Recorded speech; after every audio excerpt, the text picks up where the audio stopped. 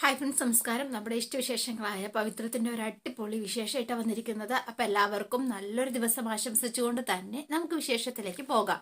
അപ്പൊ തുടങ്ങുമ്പോൾ തന്നെ കാണുന്നത് നമ്മുടെ എന്താ പറയാ വേദ ഫുഡ് ഉണ്ടാക്കി വെച്ചത് എടുത്ത് കഴിക്കാനായിട്ട് വേദ വന്ന് നോക്കുമ്പോഴേക്കും ഫുഡ് പാത്രത്തിൽ കാണുന്നില്ല കേട്ടോ. അപ്പൊ വേദ ഇങ്ങനെ ടെൻഷൻ അടിച്ച് ഇങ്ങനെ നോക്കിക്കൊണ്ടിരിക്കുന്ന സമയത്താണ് ശ്രീജ അങ്ങോട്ടേക്ക് വരുന്നത്. അപ്പൊ നോക്കുമ്പോഴത്തേനും ശ്രീജ ഇങ്ങനെ നോക്കുമ്പോ എന്ന് തപ്പിക്കൊണ്ടിരിക്കുക. എന്താ എന്താ പറ്റി മോളെ എന്നിങ്ങനെ ചോദിക്കാണ്. ഒന്നുമില്ല, എന്താണെങ്കിലും പറഞ്ഞോ. അല്ല, ഫുഡ് ഫുഡ് പാത്രത്തിൽ കാണുന്നില്ല. കാണുന്നില്ലെന്നോ? അതെ ഏട്ടത്തി, ഇതേ നോക്ക് എന്ന് പറഞ്ഞ് പാത്രം ഇങ്ങനെ കാണിച്ചു കൊടുത്തു കേട്ടോ. അയ്യോ, ശരിയാണല്ലോ, പിന്നെ എവിടെ പോയി? സാരമില്ല, ആരെങ്കിലും എടുത്ത് കഴിച്ചതായിരിക്കും. അങ്ങനല്ല, വിശ്വേട്ടനും വിനയനും കഴിച്ചത് ചപ്പാത്തിയാ. പിന്നെ ഇന്ന് ഉച്ചക്കത്തെ ചോറ് ഇത്തിരി ബാക്കി ഉണ്ടായിരുന്നു, അതാ ഞാനും നന്ദിനിയും കഴിച്ചത്. പിന്നെ ആര് കഴിക്കാനായിട്ട് ഒരു നിർബന്ധവും ഇല്ല, അല്ലെങ്കിൽ അത് ആരും കഴിച്ചു കാണില്ല. അപ്പൊ നന്ദിനി അങ്ങോട്ടേക്ക് വന്നിട്ട്, അതെ ഏട്ടത്തി, ഞാൻ കിടക്കാൻ പോവാട്ടോ. വേദാ, നീ ഫുഡൊക്കെ കഴിച്ചിട്ട് കിടന്ന് ഉറങ്ങിക്കോ കേട്ടോ എന്നൊരാക്കിയ സംസാരം കഴിഞ്ഞു പോവാണ്. ശ്രീജേടത്തി പറഞ്ഞത് ശരിയാ, ആരും കഴിക്കാനെടുത്തതല്ല, ഞാൻ കഴിക്കരുതെന്ന് തീരുമാനിച്ചതാ. എന്താ പറഞ്ഞത്? ഒന്നുമില്ല, ഏട്ടത്തി പോയി കിടന്നോ. അയ്യോ, അപ്പൊ വേദ എന്താ കഴിക്കുക? ഒരു കാര്യം ചെയ്യാം, 2 ചപ്പാത്തി ഉണ്ടാക്കാം. അയ്യോ ഏട്ടത്തി, വേണ്ട, സാരമില്ല, ആരും അറിയാൻ പോകുന്നില്ല. നാളുകൾ അറിയാതിരിക്കാൻ വേണ്ടിയിട്ട് എനിക്ക് മുമ്പും വേണമെങ്കിൽ ഇങ്ങനെ ഭക്ഷണം കഴിക്കാമായിരുന്നല്ലോ ഏട്ടത്തി, പക്ഷെ ഞാൻ കഴിച്ചില്ലല്ലോ. ഏട്ടത്തി പോയി കിടന്നോ. എന്നാലും ഈ ഭക്ഷണം ഇതെവിടെ പോയി? ഒന്ന് ചിരിച്ചിട്ട്, ഏട്ടത്തി ഇത്രയും നിഷ്കളങ്കയായി പോയല്ലോ. അതെന്താ നീ അങ്ങനെ പറഞ്ഞത്? ഒന്നുമില്ല, ഏട്ടത്തി പോയിക്കോ. ഒരു നേരം ഭക്ഷണം കഴിച്ചില്ല എന്ന് വെച്ചാൽ ഒന്നും സംഭവിക്കാൻ പോണില്ല. ചെല്ലേട്ടത്തി എന്ന് പറഞ്ഞു. അവസാനം ശ്രീജ പോയി. അപ്പോഴേക്കും വേഗം തന്നെ ഇച്ചിരി വെള്ളമൊക്കെ കുടിച്ചിട്ട് പോയി കിടക്കാനായിട്ട് ഒരുങ്ങുവാണ് വേദ. അപ്പൊ വേദ പോയി കിടന്നു കേട്ടോ. കിടന്നു കഴിഞ്ഞപ്പോഴത്തേനും നന്ദിനി നേരെ ചെന്ന നമ്മുടെ വിനയന്റെ അടുത്ത കാര്യങ്ങളൊക്കെ പറയാണ്. അല്ല, എന്നിട്ട് ആ വേദാളം എവിടെ? അത് ഹാളി വന്ന് കിടപ്പുണ്ട്. എന്നാലും നീ ഇത്തിരി കടുപ്പായി പോയോന്നൊരു സംശയം. എന്താ നിങ്ങൾക്കൊരു സോഫ്റ്റ് കോൺട്ര അല്ലടി. ഒരാളുടെ ഭക്ഷണം എടുത്ത് കളയുക എന്നൊക്കെ വെച്ചാല് അച്ഛൻ അറിഞ്ഞാ അത് സമ്മതിക്കുമെന്ന് നിനക്ക് തോന്നുന്നുണ്ടോ? അതിന് ഞാൻ അതെടുത്തതെന്ന് അവക്കറിയാൻ പോണില്ലല്ലോ. എടി, ഈ വീട്ടിൽ വെച്ചിരിക്കുന്ന ഭക്ഷണം തനിയെ പാഞ്ഞു പോവില്ല എന്ന് എല്ലാവർക്കും അറിയാലോ. മാത്രല്ല വേദ അത്ര മണ്ടിയൊന്നും അല്ല താനും. എന്നാ നിങ്ങളൊരു കാര്യം ചെയ്യും, ഞാൻ അതെടുത്ത് കളഞ്ഞെന്ന് ഇപ്പൊ തന്നെ നിങ്ങൾ ചെന്ന് എല്ലാവരോടും പറ. ഞാൻ അങ്ങനെയൊന്നും പറയാൻ പോകുന്നില്ല. അങ്ങനെ പറയാതിരുന്ന നിങ്ങൾക്ക് കൊള്ളാം. ഗോവ ട്രിപ്പ് കുളവായത് ഓർമ്മയുണ്ടല്ലോ. ഇനി തരുന്ന കാശ് കൂടി നിങ്ങൾ ഇല്ലാതാക്കണ്ട, മനസ്സിലായോ എന്ന് ചോദിച്ചു. ശരി. നിങ്ങൾ കൊണ്ടുവന്ന ആ പണയം വെച്ചിട്ടുള്ള വളയുണ്ടല്ലോ, നാളെ അവരത് തിരിച്ചു ചോദിച്ചാൽ എന്ത് ചെയ്യും? അയ്യോ, അവരത് ചോദിക്കുവോ? അവര് പറഞ്ഞ കാര്യം നടക്കാതിരുന്ന അവരുറപ്പായും ചോദിക്കും. അത് തിരിച്ചു കൊടുക്കുകയും ചെയ്യണം കേട്ടോ, മനസ്സിലായോ? പകരം അവര് പറഞ്ഞതുപോലെ അവളെ ഇവിടുന്ന് എങ്ങനെയെങ്കിലും ഇവിടുന്ന് ഇറക്കി വിട്ടാൽ കുറച്ച് കാശ് കൂടി നമ്മുടെ കയ്യിലിരിക്കില്ലേ? നിങ്ങൾക്ക് എന്താ മനുഷ്യ, പുളിക്കോ? കാശിന്റെ കാര്യല്ലേ, എന്റെ ഭാഗത്തൊന്നും ഒരു തടസ്സം ഉണ്ടാവില്ല. അതുപോലെ എന്നാലേ അത് മതി. ഞാൻ എന്നാ ഇടയ്ക്ക് അവളെ ഒന്ന് പോയി നോക്കട്ടെ. അവൾ എന്തെടുക്കുവെന്ന് അറിയാലോ. എല്ലാവരും ഉറങ്ങിക്കിടക്കുമ്പോ അവള് ചിലപ്പോ വീണ്ടും ഭക്ഷണം ഉണ്ടാക്കുന്നുണ്ടോന്നറിയാലോ. ശരിയാ, ഇലയെ ചവിട്ടി വഴക്കുണ്ടാക്കാൻ നിന്നെ കഴിഞ്ഞ ആളുള്ളൂ. എന്താ പറഞ്ഞത് വിനയേട്ടൻ? അല്ല, എത്രയും വേഗം കാര്യം നടത്താൻ പറഞ്ഞതാ പൊന്നേ. എന്റെ മുത്തല്ലേ എന്ന് പറഞ്ഞ നന്ദിനി ഹോളിലേക്ക് ചെല്ലുകയാണ്. അപ്പൊ അതേ വേദ നല്ല ഉറക്കത്തിലാണ്. അപ്പൊ ഈ സമയത്ത് വിക്രം അങ്ങോട്ടേക്ക് വന്നു കേട്ടോ. വിക്രം നോക്കുമ്പോ വേദാൾ ഉറങ്ങിയെന്ന് തോന്നുന്നു എന്നൊക്കെ പറഞ്ഞ് മനസ്സിലിങ്ങനെ വിചാരിച്ചിട്ട് നേരെ ആളുടെ റൂമിലേക്ക് അങ്ങ് പോയി. അപ്പൊ വേദ നല്ല ഉറക്കത്തിലാണ് കേട്ടോ. അപ്പൊ വേദ ഉറക്കത്തില് വേഗം തന്നെ അച്ഛനെയാണ് സ്വപ്നം കാണുന്നത്, നമ്മുടെ ജസ്റ്റിസ് ശങ്കർ നാരായണൻ അത്താഴപ്പണ്ണി കിടന്നാല് മോളെ എഴുന്നേക്ക്, ഈ പാല് കുടിച്ചിട്ട് കിടക്ക, ഇല്ലെങ്കിലേ അത്താഴപ്പണ്ണി കിടക്കാൻ പാടില്ല എന്ന് പറഞ്ഞുകൊണ്ട് ഇങ്ങനെ ആ സ്വപ്നം ഇങ്ങനെ കണ്ട് ആസ്വദിച്ച് കിടന്ന സമയത്താണ് നമ്മുടെ ശ്രീജേടത്തി വേദേനെ വിളിക്കുന്നത്. വേദ, ഈ പാല് കുടിച്ചിട്ട് കിടന്നോ, അത്താഴ പഷ്ണി കിടക്കണ്ട എന്ന് ശ്രീജേടത്തി പറയാണ്. അപ്പൊ ആളുടെ കണ്ണൊക്കെ വേഗം നിറഞ്ഞു കേട്ടോ. സങ്കടമായി ആൾക്ക്. എന്തു പറ്റി വേദ? കണ്ണൊക്കെ നിറഞ്ഞല്ലോ. എന്താ സങ്കടപ്പെട്ടു പോയത് എന്ന് ചോദിച്ചോ. ഞാൻ വേഗം അച്ഛനെ സ്വപ്നം കണ്ടുപോയി ഏട്ടത്തി എന്ന് പറഞ്ഞു. മറ്റൊന്നുമല്ല, ഏട്ടത്തി വന്ന് വിളിച്ചപ്പോ അച്ഛൻ വന്ന് വിളിക്കുന്നത് പോലെയാ എനിക്ക് തോന്നിയത്. കിടന്നപ്പോഴേ മയങ്ങിയത് കണ്ടില്ലേ, ഒന്നും കഴിക്കാതെ കിടന്നോണ്ടാ, ഇത് കുടിക്ക എന്ന് പറഞ്ഞു. അപ്പൊ വേഗം തന്നെ നന്ദിനി അതിങ്ങനെ കൈ പിടിച്ച് തട്ടി അങ്ങ് താഴെ ചാടിക്കുകയാണ് കേട്ടോ. അതിന് നീ എന്താ നന്ദിനി ഈ കാണുന്നത്, എന്നെ ഈ കാണിച്ചത് എന്ന് ചോദിച്ചു. അത് ഞാൻ ഗ്ലാസ് വാങ്ങി വെക്കാൻ നോക്കിയതാ, ഏട്ടത്തി കൈ വലിച്ചോണ്ടാ ഇതേണ്ട ആ പാല് അത് മറിഞ്ഞു പോയത്. അല്ല, നീ മനഃപൂർവ്വം തന്നെ തട്ടിക്കളഞ്ഞതാ. അങ്ങനെയെങ്കിൽ അങ്ങനെ, പക്ഷെ അത് അച്ഛൻ പറഞ്ഞിട്ടാ എന്ന് പറഞ്ഞു. ഓ, കൊടുക്കുന്ന ഭക്ഷണം തട്ടിക്കളയാനായിട്ട് അച്ഛൻ പറഞ്ഞിട്ടുണ്ടോ നന്ദിനി? ഏട്ടത്തി എന്തിനാ ഈ തട്ടിക്കളഞ്ഞു എന്ന് പറയണത്? ഞാൻ തട്ടിക്കളഞ്ഞല്ലെന്ന് പറഞ്ഞില്ലേ? ഈ സമയത്ത് വിനായകനും വിശ്വവും വരുവാണ്. വാങ്ങി വെക്കാൻ പോയപ്പം തട്ടിപ്പോയതാന്ന് പറഞ്ഞില്ലേ? ദേ വിനേട്ടാ, ഇവക്ക് ഈ വീട്ടിൽ നിന്നൊന്നും കൊടുത്തു പോവരുതെന്ന് അച്ഛൻ പറഞ്ഞിട്ടുണ്ട്. അതുകൊണ്ടാണ് ഞാൻ പാൽ ഗ്ലാസ് വാങ്ങിച്ചത്. അത് തെറ്റാണോ? അതറിയാതെ തട്ടിപ്പോയി. അത് മനഃപൂർവ്വമാണെന്നൊക്കെ പറയുന്നത് കുറച്ച് കഷ്ടാണ് എന്ന് പറഞ്ഞു. അതെ നന്ദിനി, ഞങ്ങൾ ചോറ് തന്നെയാണ് ഉണ്ണുന്നത്. മനഃപൂർവ്വം പറ്റിയതാണോ അല്ലാതെ പറ്റിയതാണോ എന്നൊക്കെ കണ്ടാ മനസ്സിലാവും. ഇത്രയും ക്രൂരമായിട്ട് പെരുമാറരുത്, എങ്കിൽ കണക്കായിപ്പോയി. ഈ സമയത്താണ് നമ്മുടെ മാഷും ടീച്ചറും അങ്ങോട്ടേക്ക് വരുന്നത് കേട്ടോ. അപ്പൊ കമലയും കൂടെ വന്നു. രണ്ടുപേരുടെ വന്ന് ഓട്ടോറിക്ഷയിൽ ഇറങ്ങുമ്പോൾ ഭയങ്കര വഴക്ക്. നീ മനഃപൂർവ്വം ചെയ്തതാ? അതെ, ഉറപ്പായിട്ടും ഞാൻ അച്ഛൻ പറയുന്നത് അനുസരിക്കുക മാത്രമേ ചെയ്തിട്ടുള്ളൂ. ആ വാക്ക് കേൾക്കാതെ തെറ്റ് ചെയ്തത് ഏട്ടത്തിയാ. അല്പ പാല് കൊടുക്കാൻ നോക്കിയതാണോ ഇത്ര വലിയ തെറ്റ്? ഏട്ടത്തി എന്തിനാ ന്യായീകരിക്കാൻ ശ്രമിക്കുന്നത്? അച്ഛൻ പറഞ്ഞത് അനുസരിക്കുമല്ലേ നന്ദിനി ചെയ്തത്? തെറ്റ് ചെയ്തത് ഏട്ടത്തി തന്നെയാ എന്ന് ഉടനെ വിനായകനും പറഞ്ഞു. ഡാ, ഇവളെന്ത് തെറ്റാ ചെയ്തത്? ഈ വീട്ടിൽ മനുഷ്യത്വം ഉണ്ടാകുന്നത് തെറ്റാണോ? അച്ഛന്റെ പേര് പറഞ്ഞ് എന്തും കാണിക്കാന്ന് വിചാരിക്കല്ലേ. വിശ്വേട്ടാ, പുറത്തുനിന്ന് കയറി വന്ന ആളുടെ മുന്നിൽ വെച്ച് ഞങ്ങളെ അധിക്ഷേപിക്കരുത്. വേദയും ഈ വീട്ടിലേക്ക് താലി കെട്ടിക്കൊണ്ടുവന്ന പെണ്ണല്ലേ? ഓഹോ, അപ്പൊ അധികാരവും അംഗീകരിച്ച് തൊടുത്തു തുടങ്ങിയോ? അല്ല, ആര് വന്നാലും പോയാലും വിശ്വേട്ടനൊന്നുമില്ലല്ലോ. സമയത്ത് ഭക്ഷണം കഴിച്ച് 24 മണിക്കൂറും പെരയ്ക്കകത്ത് ചുരുണ്ടുകൂടി ഇരുന്നാ പോരെ? ഇത് ഒച്ച കേട്ടോണ്ട് വേഗം വിക്രവും അങ്ങോട്ടേക്ക് ഇറങ്ങി വരികയാണ്. അപ്പോഴാണ് അച്ഛനും അമ്മയും നിൽക്കുന്നത്. അതെ, വിശ്വേട്ടനും ഇരിക്കുവോ നിൽക്കുവോ എന്നൊന്നും ശരിക്കും പറഞ്ഞാല് നിങ്ങൾ അന്വേഷിക്കേണ്ട കാര്യമില്ല. പിന്നെ അത് മറ്റുള്ളവരുടെ കാര്യത്തിൽ അതൊന്നും ബാധിക്കുന്നതുമില്ല. എന്തേ അന്വേഷിക്കേണ്ട കാര്യമുണ്ട് എന്ന് പറഞ്ഞു. അപ്പൊ നിർത്ത്, നിങ്ങള് വാക്കുകൾ സൂക്ഷിച്ച് സംസാരിക്കണം. അതെ, വാ അടച്ചകത്ത് പോ എന്ന് പറഞ്ഞു. അത് കൽപ്പിക്കാൻ ചേട്ടനാരാ എന്ന് ചോദിച്ച് ഇവര് തമ്മിൽ അങ്ങോട്ടും ഇങ്ങോട്ടും ഭയങ്കര വഴക്ക്. ഇതെല്ലാം കേട്ട് അച്ഛനും അമ്മയോടെ നിപ്പുണ്ട്. നമ്മുടെ വിക്രം അപ്പുറത്ത് നിപ്പുണ്ട് കേട്ടോ. അപ്പൊ പിന്നെ അതെ, ഏട്ടന്റെ പഴി നോക്ക് എന്ന് പറഞ്ഞു. ഞങ്ങളെ വാഴപ്പിക്കാനൊന്നും നോക്കണ്ട എന്ന് പറഞ്ഞു. ഞങ്ങള് വെറുതെ താമസിക്കുന്നൊന്നും അല്ല. നിങ്ങൾ രണ്ടുപേരും കൊടുക്കുന്ന കണക്കൊക്കെ ഇവിടെ എല്ലാവർക്കും അറിയാം. 2 പേർക്ക് കൂടി വേണ്ടിയിട്ട് ആളെന്ന് തൂക്കിയല്ലേ അമ്മ ഏൽപ്പിക്കുന്നത്. ഞാൻ അത്രയെങ്കിലും ചെയ്യുന്നുണ്ടല്ലോ. ഏട്ടന് എന്തെങ്കിലും കൊടുക്കുന്നുണ്ടോ? എന്നിട്ട് വേണം സംസാരം എന്ന് പറഞ്ഞു. എടാ, നീ എനിക്ക് വേണ്ടിയിട്ട് കണക്ക് പറയാറായോ എന്ന് ചോദിച്ചോണ്ട് വിശ്വം നേരെ വിനായകന്റെ നേരെ കയ്യൊങ്ങാണ്. നിർത്തടാ എന്ന് പറഞ്ഞോണ്ട് മാഷ് ആ സമയം അകത്തേക്ക് കയറി ചെല്ലാണ്. കോഴികളെ പോലെ ചിലക്കുന്നത് അങ്ങ് കവല വരെ കേൾക്കാം. നിർത്തടാ അവിടെ എന്ന് പറഞ്ഞു മാഷ്. അപ്പൊ നിർത്തുകയാണ്. സുധാകരൻ മാഷിന്റെ കുടുംബത്തിൽ കഷ്ടപ്പാടും ബുദ്ധിമുട്ടും ഉണ്ട്. പക്ഷെ ഇങ്ങനെ പോരടിച്ച് അത് പഴക്കമില്ല എന്ന് തുടങ്ങിയത് എന്ന് ചോദിച്ചു. മിണ്ടുന്നില്ല. അച്ഛ, ഞങ്ങളുടെ കാര്യം പറഞ്ഞിട്ടല്ല, ഇവളുടെ കാര്യം പറഞ്ഞിട്ടാ എന്ന് നന്ദിനി വേദയുടെ കാര്യത്തിലേക്ക് എടുത്തിട്ടു.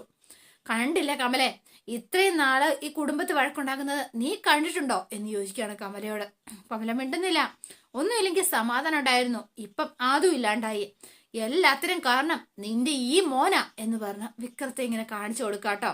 സത്യം പറഞ്ഞാല് ഈ കാര്യം അല്ലെങ്കിൽ ഇത്രയും കാലം എന്റെ മക്കളെ അടിപൊളി കൂടിയിട്ടുണ്ടോ പറയുന്നേ?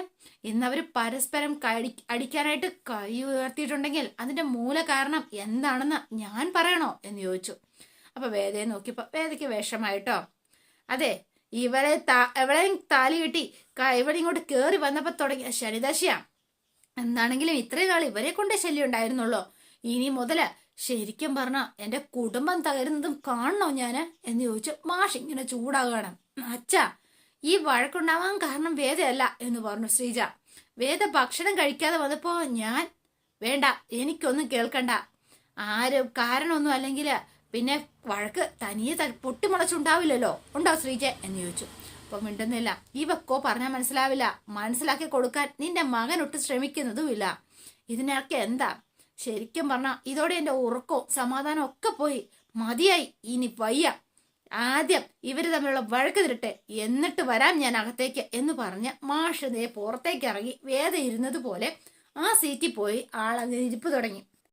എന്താടാ വിനിയ വിശ്വ എന്ന് ചോദിച്ചോണ്ട് അമ്മ ചൂടാകണ. എന്തിന്റെ പേരിലാടാ എന്ന് ചോദിച്ചു. തെറ്റ് അവരുടെ പേരിലല്ലമ്മേ. ശരിക്കും ഞാനാ.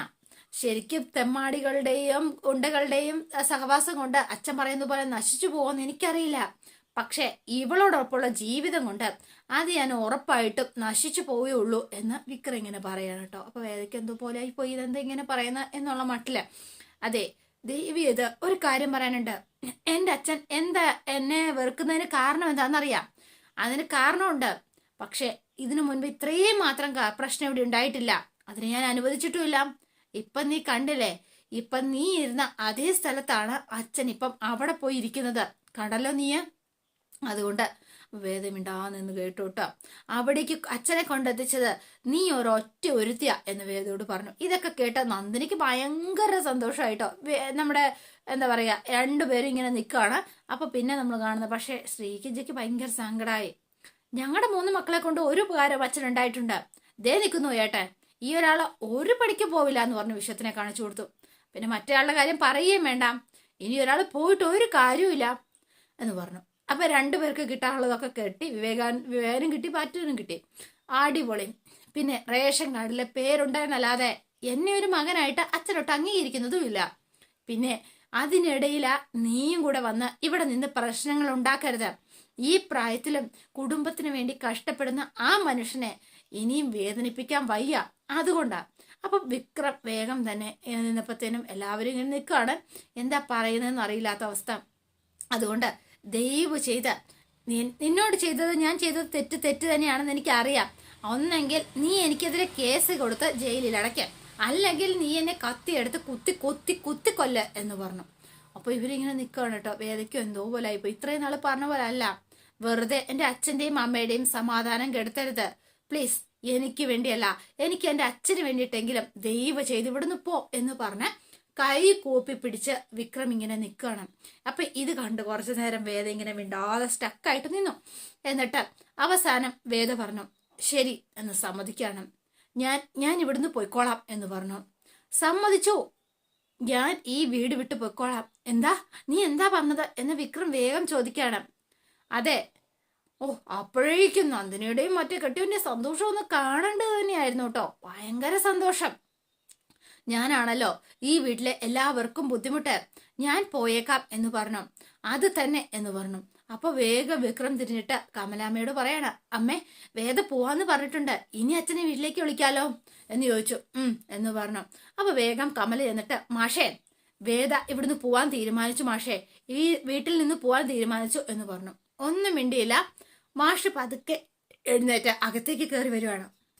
മാഷിന്റെ അടുത്തേക്ക് ചെന്നു. മാഷിന്റെ അടുത്തേക്ക് ചെന്നിട്ട് മാഷ് ഇങ്ങനെ നിൽക്കണം, ഭയങ്കര ഗൗരവത്തിലാ. ഞാൻ പോവാണ് അച്ഛ എന്ന് മാത്രം പറഞ്ഞു. അപ്പൊ അച്ഛന് വലിയ റിയാക്ഷൻസ് ഒന്നും ഉണ്ടായിരുന്നില്ല. എന്നിട്ട് ആളുടെ കാലിൽ വീണ് അനുഗ്രഹം വാങ്ങി. ആള് മനസ്സോടെ ഒന്നും അല്ല, മനസ്സ് നിറഞ്ഞ് തന്നെ അനുഗ്രഹിക്കുന്നുണ്ട് കേട്ടോ. നന്നായി വരും. ഒരിക്കലും ഈ വീട് വിട്ടു പോകുന്ന തീരുമാനത്തിൽ ഒരിക്കലും ദുഃഖിക്കേണ്ടി വരില്ല, നീ പൊയ്ക്കോ എന്ന് പറഞ്ഞു. ഈ വീട്ടിലുള്ളവരെ എല്ലാവരെയും നീ അങ്ങ് മറന്നു കളഞ്ഞേരെ എന്നൂടെ വേദയോട് പറയാണ് കേട്ടോ. നിനക്ക് ദൈവം നല്ലത് മാത്രമേ വരുത്തുള്ളൂ, അതുകൊണ്ടാ പറയണത്. കമലേ വേദ ഒന്നും കഴിച്ചില്ല എന്നാ പറഞ്ഞത്, വേദയ്ക്ക് എന്തെങ്കിലും ഫുഡ് ഉണ്ടാക്കി കൊടുക്ക എന്ന് പറഞ്ഞു. അപ്പൊ വേഗം തന്നെ കമല സമ്മതിച്ചു, ഓക്കെ എന്ന് പറഞ്ഞു. അതും അത്ര ഇഷ്ടപ്പെട്ടില്ല നന്ദിനിക്ക് എന്നുള്ള മട്ടില്ല. വിശ്വം ഇവളെ എന്ന് പറഞ്ഞു. വേണ്ട, ഞാൻ കൊണ്ടുവന്നാക്കിക്കോളാം എന്ന് വിക്രം അങ്ങോട്ടേക്ക് ഏറ്റു. അപ്പൊ ഒന്നും പറയാൻ പറ്റില്ലല്ലോ. അച്ഛാ താങ്ക്സ് അച്ഛാ എന്ന് പറഞ്ഞു.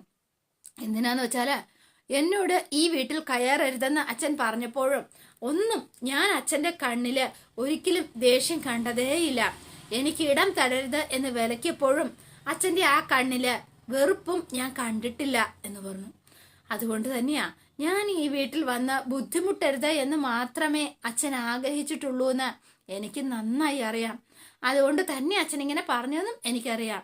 ഒരിക്കൽ അച്ഛൻ പറഞ്ഞത് ഓർമ്മയുണ്ടോ, ഇത്രയും കാലവും വിക്രത്തിനെ പ്രതി അച്ഛൻ്റെ നെഞ്ചു മാത്രമേ ഉരുകിയിട്ടുള്ളൂ, പക്ഷേ ഇപ്പോ വിക്രത്തിന്റെ കൂടെ ഞാൻ വന്നതിനു ശേഷം മറ്റൊരച്ഛന്റെ നെഞ്ചുകൂടി ഉരുകുന്നുണ്ടാന്ന്. അന്ന് ഞാൻ അത് അച്ഛനെ താങ്ങാൻ പറ്റില്ല എന്ന് അച്ഛൻ പറഞ്ഞത് ഓർമ്മയുണ്ടോ എന്ന് ചോദിച്ചോ. അച്ഛന്റെ ശരിക്കുള്ള മനസ്സ് അന്ന് ഞാൻ മനസ്സിലാക്കിയതാ എന്ന് പറഞ്ഞു. ഈ മനസ്സിൽ എന്നോട് സ്നേഹം മാത്രമേ ഉള്ളൂ എന്നും എനിക്ക് നന്നായി അറിയാം. അതുകൊണ്ട് അച്ഛന് എന്നോട് ദേഷ്യമില്ല എന്നും എനിക്കറിയാം. അതുകൊണ്ട് തന്നെ ഞാൻ പോയിക്കോളാം എന്ന് വേറെ സമ്മതിച്ചു. പക്ഷെ ഒരു കണ്ടീഷൻ ഉണ്ട് എന്ന് പറഞ്ഞു. അപ്പൊ എല്ലാവരും ഒന്ന് ഞെട്ടി. ഇനി എന്താ കണ്ടീഷൻ അറിയില്ലല്ലോ. വിക്രം അപ്പൊ വിക്രം നിൽക്കുകയാണ്. എന്റെ കഴുത്തിൽ താലി കെട്ടിയത് വിക്രമാണ്. അതുകൊണ്ട് തന്നെ പിന്നെ ഒരു കാര്യം കൂടി ഞാനതങ്ങ് ഉറപ്പിച്ചു പറയാ. ആ വിക്രം തിരിച്ചു വിളിക്കാതെ ഞാൻ ഇനി ഈ വീട്ടിലേക്ക് ഇനി തിരിച്ച് കാല് കുത്തില്ല. വിക്രം തിരിച്ചു വിളിച്ചാൽ ഞാൻ ഉറപ്പായിട്ട് വരികയും ചെയ്യും. പിന്നെ ഇവിടെയുള്ളവർക്ക് അതേ അധികാരത്തോടു കൂടി തന്നെ ഞാൻ ഇവിടെ ജീവിക്കുകയും ചെയ്യും എന്ന് വേദ ഉറപ്പിച്ച് തന്നെ പറഞ്ഞു. അന്ന് മറ്റുള്ളവരുടെ സ്ഥാനം ഈ വേദയ്ക്കും ഈ വീട്ടിലുണ്ടായിരിക്കും എന്ന് പറഞ്ഞു. അപ്പൊ എല്ലാവരും ഇങ്ങനെ നിൽക്കുന്ന സമയത്ത് വിക്രം വേഗം പറയാണ്, അതിന് നീ പേടിക്കണ്ട, ഈ ജന്മത്തത് നടക്കുമെന്ന് നീ പ്രതീക്ഷിക്കുകയും വേണ്ട എന്ന് പറഞ്ഞു. എന്നാ വേഗം പോയി ബാഗൊക്കെ പാക്ക് ചെയ്യും, രാത്രി ഒരുപാട് വൈകി എന്ന് പറഞ്ഞു. അപ്പോൾ അച്ഛനൊന്നും മിണ്ടിയില്ല. എന്നിട്ട് ഇങ്ങനെ നിന്നിട്ട് കമല ചെല്ല ഫുഡ് ഉണ്ടാക്കി കൊടുക്കുക എന്നുള്ള മട്ടി കാണിച്ചു. ശരി എന്ന് പറഞ്ഞു. എന്നിട്ട് അച്ഛനകത്തേക്ക് കയറിപ്പോയി. എന്നിട്ട് മോളെ നിസ്സഹായമായിട്ട് ഒന്ന് നോക്കിയിട്ടോ. അത് കേട്ട് കണ്ട നന്ദിനിയും ഭയങ്കര സന്തോഷത്തിൽ അവർ രണ്ടുപേരും അകത്തേക്ക് പോയി. അപ്പൊ ശ്രീജയും വിഷു ഇങ്ങനെ നിൽക്കുകയാണ്. വേദ നീ ഒരു നല്ല കുട്ടിയാ മോളെ എന്ന് പറഞ്ഞ വിഷു. അനിയന്റെ ഭാര്യയായിട്ട് എല്ലാ കാലത്തും നീ ഇവിടെ ഉണ്ടാവണമെന്നാണ് എപ്പോഴൊക്കെയോ ഞാനും ആഗ്രഹിച്ചിട്ടുണ്ട്. നിശ്ചയം അതല്ലാതായി പോയി എന്ന് വിഷു ഇങ്ങനെ പറയാണ്. അപ്പൊ ശ്രീജയാണെങ്കിലോ, വേദേ നീ ഇന്ന് പോയാ പിന്നെ നാളെ ഇവിടെ ഇല്ലാന്ന് ഓർക്കുമ്പോ എനിക്ക് സഹിക്കാൻ പറ്റണില്ല മോളെ എന്ന് പറഞ്ഞ് ശ്രീജയടത്തി ഭയങ്കര കരച്ചിലാട്ടോ. എല്ലാം നല്ലതിനാവും ശ്രീജയടത്തി, സമാധാനിക്ക്, ഏട്ടത്തി ചെന്ന് കിടന്ന് സമാധാനമായിട്ട് ഉറങ്ങുക എന്ന് പറഞ്ഞു. എന്നിട്ട് വീണ്ടും നിന്ന് കരയാണ് കേട്ടോ. സൂക്ഷിച്ചു പോണം കേട്ടോ, അതൊക്കെ ഞാൻ നോക്കിക്കോളാം എന്ന് പറഞ്ഞു. ശ്രീജ കരഞ്ഞുകൊണ്ട് റൂമിലേക്ക് അങ്ങ് പോയി. അപ്പൊ വിഷുവും പുറകെ ചെല്ലാണ് കേട്ടോ. പിന്നെ എനിക്കത് അമ്മയാണ്. അമ്മയുടെ അടുത്തേക്ക് ചെന്നു. എന്നിട്ട് അമ്മ മോളെ കെട്ടിപ്പിടിച്ചിങ്ങനെ നിൽക്കുകയാണ് കേട്ടോ. അപ്പൊ വേദനെ അത്രയ്ക്ക് സങ്കടമാണ് കമലയ്ക്ക് ഭയങ്കര ഇഷ്ടമാണ് വേദനെ. അപ്പൊ അതോടെയാണ് ഇന്നത്തെ വിശേഷം അവസാനിക്കുന്നത്. ഇനി നാളത്തെ വിശേഷം എന്ന് പറയുന്നത് അതിനകത്തൊരു വമ്പൻ ടെസ്റ്റുണ്ട് കേട്ടോ. നമ്മുടെ വിക്രം അവിടെ കൊണ്ടുവിട്ടിട്ട് വേദയോട് പറയുന്ന ചില വാക്കുകളുണ്ട്. വേദയെ ഞാൻ എപ്പോഴൊക്കെയോ എവിടെയൊക്കെയോ സ്നേഹിച്ചിരുന്നു എന്നുള്ളൊരു വാക്ക്.